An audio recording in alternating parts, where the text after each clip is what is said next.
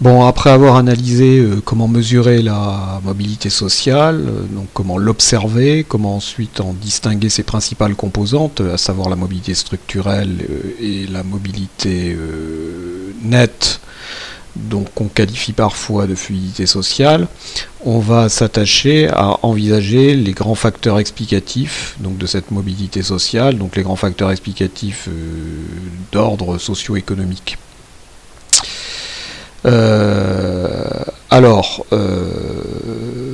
On part du constat que ce qui est absolument fondamental dans la mobilité sociale, dans son existence, dans son évolution, c'est la mobilité structurelle. D'abord parce que c'est l'une des deux principales composantes de la mobilité sociale, donc intergénérationnelle, et ensuite parce que cette mobilité structurelle, au-delà de ce qu'on peut mesurer, elle impulse également, elle donne la possibilité donc à la fluidité sociale de s'exprimer. Donc on va voir ça avec quelques questions. Alors, première question, sous l'influence de quel facteur économique la structure professionnelle s'est-elle radicalement transformée? Alors, s'est-elle radicalement transformée donc sur un demi-siècle, voire trois quarts de siècle?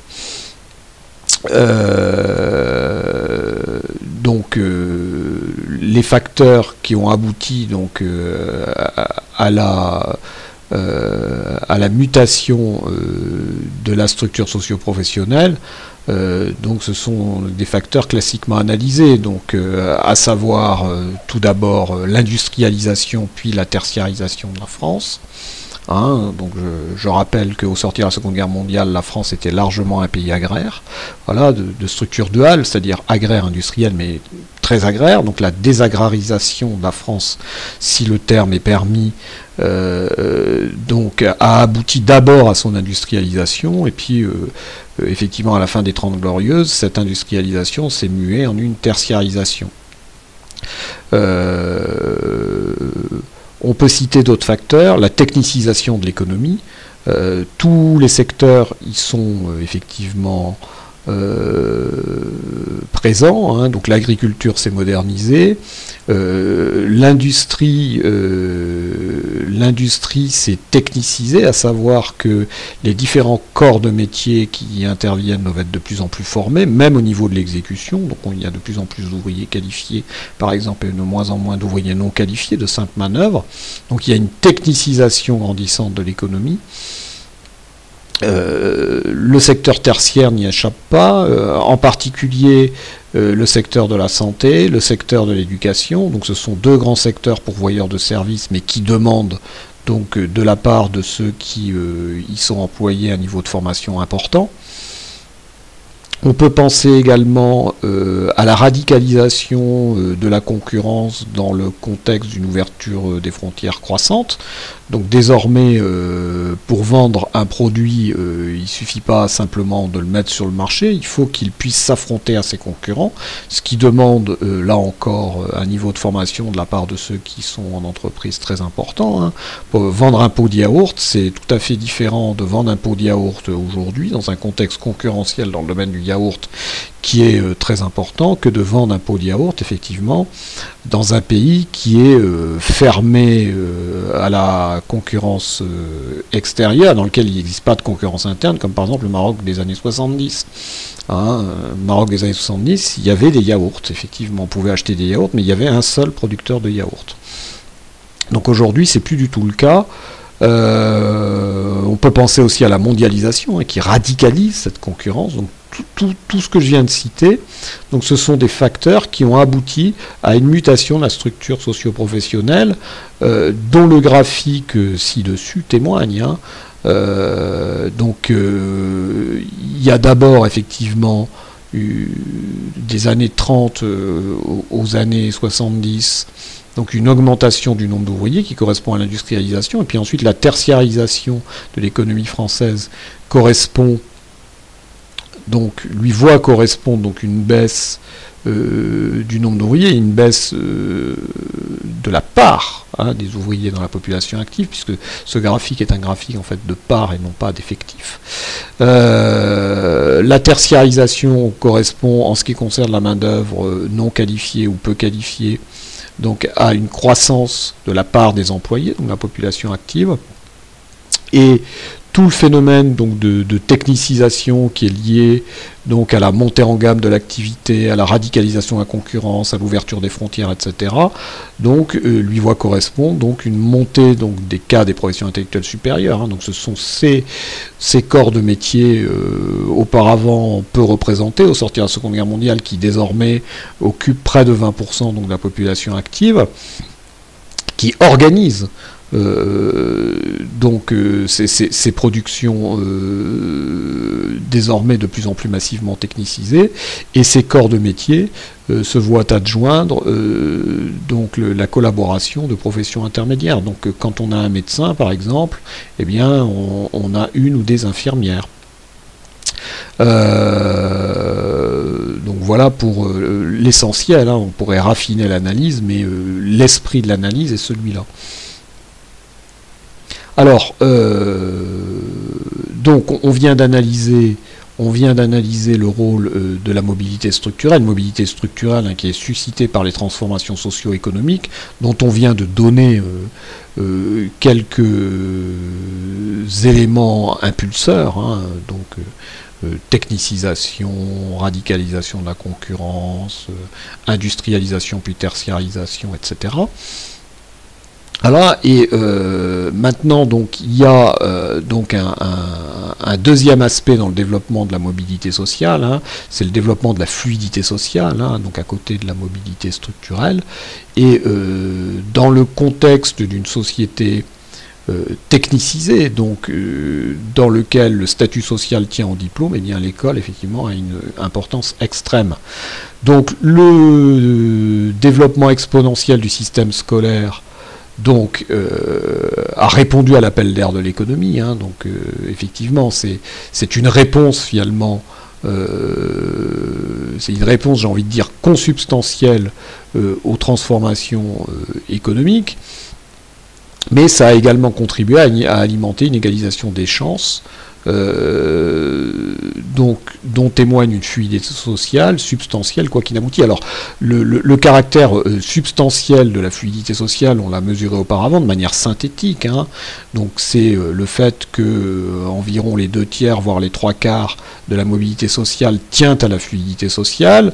On s'est intéressé également à la manifestation, j'ai envie de dire, granulaire de cette fluidité sociale en calculant des odds ratios. Donc on va reprendre donc ces deux points-là, en suivant les questions proposées. Petite question de vocabulaire, en quoi le développement du système éducatif est-il exponentiel? Alors, quand même, alors exponentiel, ça a deux sens, ça a un sens mathématique, c'est une fonction mathématique, donc c'est la fonction réciproque de la fonction logarithme, et c'est une fonction qui a la caractéristique de croître avec une pente toujours croissante, c'est-à-dire que f de x, donc exponentielle de x, croît avec x, bien entendu, x la variable, mais la croissance est de plus en plus importante au fur et à mesure que x est important. Et c'est ce qui a amené donc à utiliser le terme exponentiel comme synonyme de plus en plus de très important. Voilà. Donc le développement exponentiel du système scolaire, on pourrait dire le développement extrêmement important du système scolaire. Et alors les chiffres là effectivement sont saisissants, puisque début des années, en 1960, donc début des années 60, il n'y avait pas 500 000 étudiants, de l'ordre de 300 000, voilà. Et en 2017, effectivement, on dépasse les 2,5 millions, on frôle les 3 millions d'étudiants. Donc ce développement exponentiel du système éducatif en fait, hein, de l'école, du système éducatif dans son ensemble, et en particulier donc du in fine du système d'enseignement supérieur, donc a certes répondu donc à l'appel d'air de l'économie, c'est-à-dire c'était une nécessité économique. On peut pas monter en gamme. On ne peut pas monter en gamme techniquement, c'est-à-dire passer, par exemple, je ne sais pas, de la production de boîtes de petits pois à la production de fusées, si on ne dispose pas en nombre suffisant d'ingénieurs. Voilà, ça va de soi. Donc ça a permis la mobilité structurelle, mais ça a permis aussi ce dont les chiffres ne rendent pas compte, hein, mais qu'il faut avoir bien en tête, ça a également permis donc une fluidité donc appréhendée donc par la mobilité nette. Donc en quoi consiste l'appel d'air de l'économie? Bon, je viens de le dire, hein, donc c'est la nécessité offerte par les transformations économiques, donc nécessité d'un niveau d'études de plus en plus long pour une part de plus en plus importante de la population, ce dont le premier graphique ci-dessus témoigne. Alors, en quoi la fluidité sociale est-elle substantielle? Donc là encore, je l'ai dit. C'est-à-dire que l'indicateur synthétique de fluidité sociale qu'est la mobilité nette est quand même à un niveau assez élevé, on l'a vu auparavant, hein, donc plus de 40%. Voilà, et il représente 2 tiers, voire 3 quarts, désormais 3 quarts d'ailleurs plutôt, donc de la mobilité totale observée, laquelle d'ailleurs est importante, hein, puisque si on la mesure de manière assez fruste, hein, sur la base des 6 CSP, on a 2 tiers de la population qui est mobile. Et en quoi est-elle inaboutie? Alors, les odds ratios, alors l'indicateur synthétique, hein, effectivement, de mobilité nette, donc de fluidité sociale, n'est pas à son maximum, hein, donc ça veut dire qu'en fait, effectivement, cette mobilité est inaboutie, mais la considération des odds ratios permet également d'avoir une petite idée. Alors, je me suis permis, finalement, pour répondre, hein, finalement, de me dire, alors le graphique là que vous avez sous les yeux, hein, dans mon fichier de tableur, c'est tout simplement celui, hein, qui est dans le PDF que je vous ai transmis, puis qui est que à l'instant on était en train de regarder. Et il y a simplement une petite modification, hein, c'est que j'ai mis, hein, donc là on a un tableau d'odds ratio, alors un peu particulier, hein, c'est-à-dire que la catégorie de référence n'est pas la catégorie ouvrier, comme celui qu'on avait étudié précédemment. C'est en fait, on réfléchit par rapport à des individus moyens, c'est-à-dire la catégorie de référence, c'est la population dans son ensemble non discriminée. Voilà. Et alors, je me suis permis, donc, dans ce fichier de tableur, hein, donc, de colorer en vert, en fait, tous les odds ratios qui sont compris entre 0,65 et 1,3. Voilà. Et alors pourquoi prendre ces chiffres? En gros, l'idée, c'est que quand un odds ratio est égal à 1, ça veut dire qu'en fait, il y a inégalité statistique entre la catégorie de référence et puis, enfin, en tout cas, entre le groupe de référence, plutôt, voilà, et le groupe dans lequel on mesure l'événement en question, par exemple, intégrer la CSP CPIS. Voilà. Alors bien entendu, le 1 est une valeur statistique de référence. On peut considérer, c'est ce que j'ai fait, que si les odds ratios sont compris entre 0,65 et 1,3, bah, c'est plutôt révélateur d'une situation d'égalité des chances plus ou moins aboutie. Voilà, c'est pas tout à fait 1, mais c'est pas très différent de 1. Eh bien, quand on colore les odds ratios de ce tableau en tenant compte de ce critère, on voit qu'en fait, on a beaucoup de cases vertes, hein. Donc ça veut dire qu'en fait, le process d'égalisation des chances, il n'est pas si loin que ça, finalement, d'une égalité des chances. Voilà. Alors après, donc il y a 36 cases, hein, il y en a 18 qui sont vertes. Alors d'aucuns me diraient qu'effectivement 18 c'est la moitié de 36. Voilà, et donc on n'est pas si loin, c'est-à-dire qu'on est à mi-chemin. Alors il faut quand même prendre en considération qu'il y a une catégorie, effectivement, j'ai envie de dire,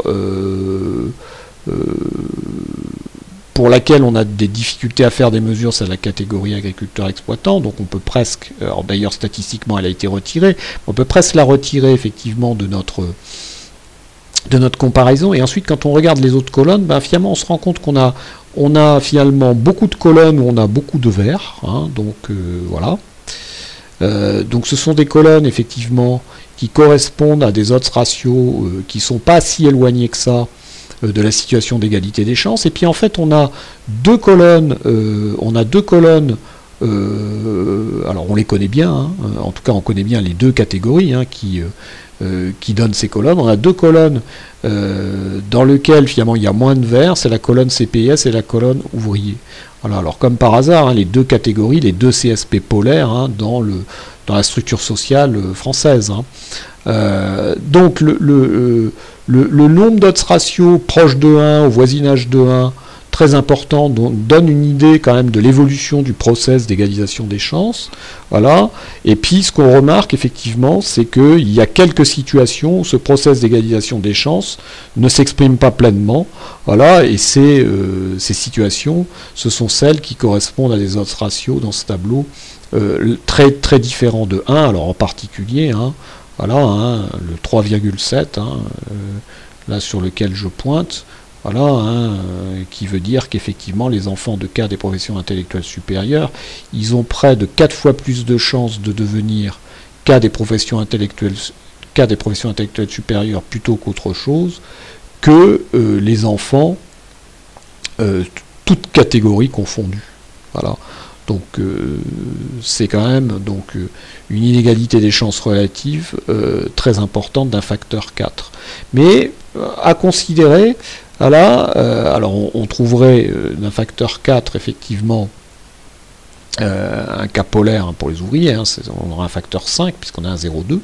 Voilà, mais à tout considérer, si on enlève ces deux cas de figure-là, on a quand même énormément en fait de valeurs qui sont quelque part proches de 1. Donc ce qui veut dire que le process d'égalisation des chances,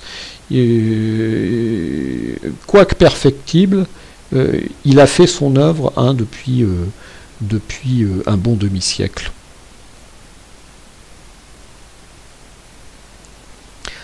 Alors,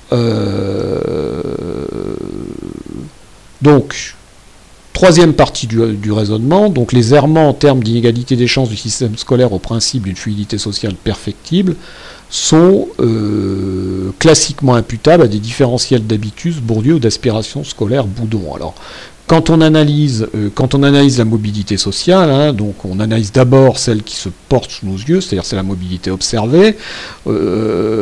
Assez rapidement, on distingue dans cette mobilité observée une partie contrainte, c'est la mobilité structurelle, et puis une partie non contrainte qu'on assimile à de la fluidité sociale. Et donc il reste à analyser donc l'origine de cette fluidité sociale, donc et classiquement, dans le cadre d'une société donc, qui est technicisée, apparaît donc l'importance du diplôme, puisque la technicité en entreprise requiert des gens diplômés, et cette importance du diplôme, effectivement, elle renvoie à l'importance d'une institution qui délivre des diplômes, une institution diplômante qui est l'école. Voilà. Et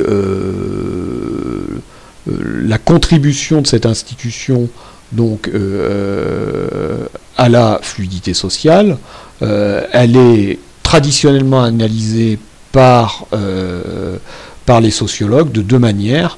Donc celle de Bourdieu, peut-être, je dirais, on va dire, médiatiquement la plus connue, voilà, donc qui considère que l'école est le lieu d'un grand malentendu entre deux habitus, donc des habitus familiaux, voilà, dont nombre sont non scolaires, et puis un habitus scolaire qui est le produit d'un corps professoral qui l'administre, c'est-à-dire en fait une émanation des cas des professions intellectuelles supérieures. Donc je vous renvoie pour l'étude de ce raisonnement donc au cours sur la structure sociale et au cours sur l'école. Voilà. Et puis vous avez la tradition boudonienne, effectivement, qui elle considère que les différences de parcours scolaires sont moins des différences qui tiennent aux performances scolaires différentielles selon les catégories socio-professionnelles, selon les catégories socio-professionnelles des parents, voilà, qu'à finalement des différences d'aspiration à la poursuite d'études.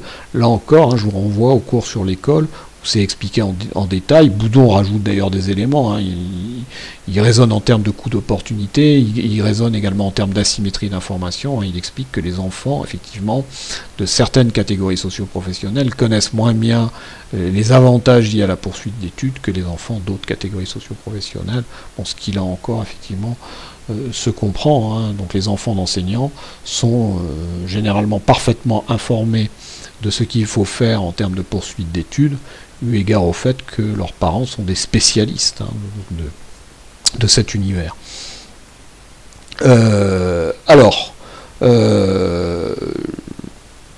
Cette petite introduction étant faite, on va prendre le fil des questions, rappeler les analyses respectives de Bourdieu et Boudon relatives aux inégalités des chances scolaires. Bon, je viens d'en dire 2 mots, donc c'est pas la peine de poursuivre. Pourquoi les inégalités de chances scolaires sont aussi des inégalités des chances sociales. Alors là aussi, je l'ai dit, mais je vais le répéter. Dans une société qui est technicisée, le rôle du diplôme est absolument fondamental. Voilà, l'inégalité des chances sociales, c'est-à-dire l'inégalité des chances de parvenir à certains statuts sociaux qui agrègent de manière importante, volumétriquement importante, donc les 3 composantes du statut social que sont la richesse, le pouvoir, le prestige, voilà, ces inégalités des chances sociales, elles tiennent effectivement à l'inégalité des chances de réussite dans le système scolaire des enfants des différentes catégories socio-professionnelles. C'est en gros ça. Alors les 2 phénomènes, inégalité des chances scolaires, inégalité des chances sociales, finalement, ne sont pas identiques, mais ils sont consubstantiellement liés. Il faut être très clair. Là encore, dans le cadre d'une société qui est technicisée, qui requiert massivement le diplôme. Ce qui est vrai aujourd'hui était sans doute moins vrai durant l'entre-deux-guerres, était moins vrai au XIXe siècle. Mais désormais, dans une société technicisée, statistiquement parlant, la possibilité de promotion sociale hors la détention de diplôme est quand même, on va dire relativement faible, ou je ne sais pas comment dire, ou en tout cas ce sont des parcours atypiques. Alors comment cela est-il dit dans le titre de cette sous-partie? Alors je reviens à ce que j'ai dit, voilà. Donc c'est dit au début, tout bêtement. Donc les inégalités en termes d'inégalité des chances du système scolaire, au principe d'une fluidité sociale perfectible. Voilà. Donc je suis, dans mon titre, je suis effectivement sibyllin, puisque j'embraye tout de suite sur les inégalités des chances du système scolaire. Voilà.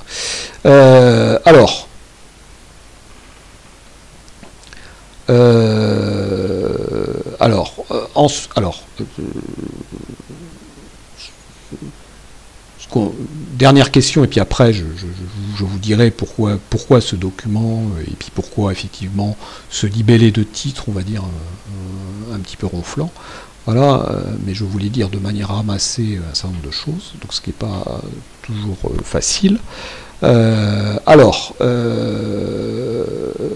Donc, quels sont les 2 ou 3 facteurs au principe de la réussite sociale des enfants de la famille Belloumi? Alors, on vous explique dans le petit texte. Alors, La France des Belloumi, c'est un bouquin de Stéphane Moe, assez récent, dans lequel Stéphane Moe est un sociologue français de première envergure, et dans lequel effectivement il a étudié en détail effectivement l'ascension sociale d'enfants de travailleurs immigrés maghrébins non qualifiés, donc qui sont arrivés en France effectivement dans les années 60. Alors, donc là vous avez un résumé, plus un petit tableau qui décrit la carrière de chacun des enfants, la famille Belloumi. Et effectivement, bon, il y a de toute évidence une mobilité sociale ascendante flagrante, en particulier pour les filles. Voilà.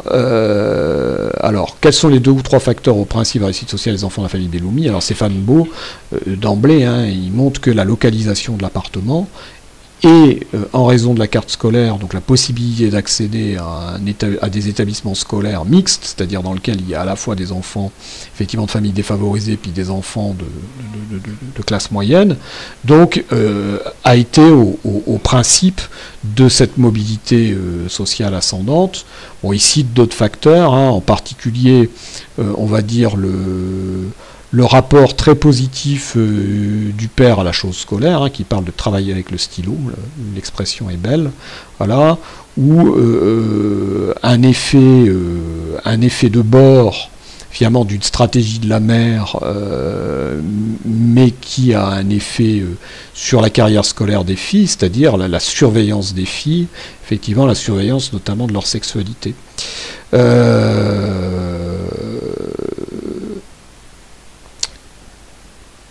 Parmi ces facteurs, donc, lequel est accessible clairement à une politique publique?